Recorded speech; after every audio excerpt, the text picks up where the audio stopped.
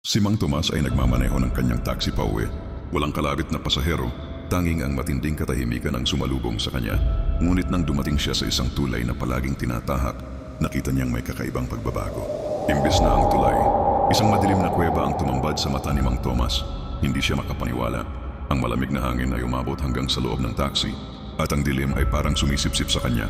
Hindi siya makagalaw, parang may humahawak sa kanyang kaluluwa.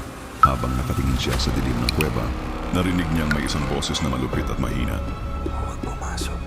Isang tinig mula sa loob ng kuweba, ngunit may isang bagay na nagudyok sa kanya, isang lakas na hindi niya kayang labanan. Huwag pumasok. Paglapit ni Mang Tomas sa kuweba, biglang yugyog ng malakas ang sasakyan.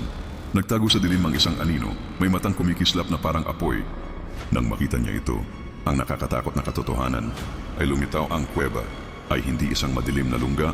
Ito ay isang daan patungo sa ibang dimensyon. Ngunit nang tingnan niyang muli ang kalsada, ang kuweba ay nawala.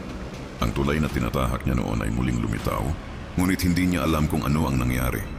Nasa anino siya ng mga mata ng isang nilalang na hindi niya kayang makita, o isang kaluluwa na naiiwan sa madilim na kalsada ngayon.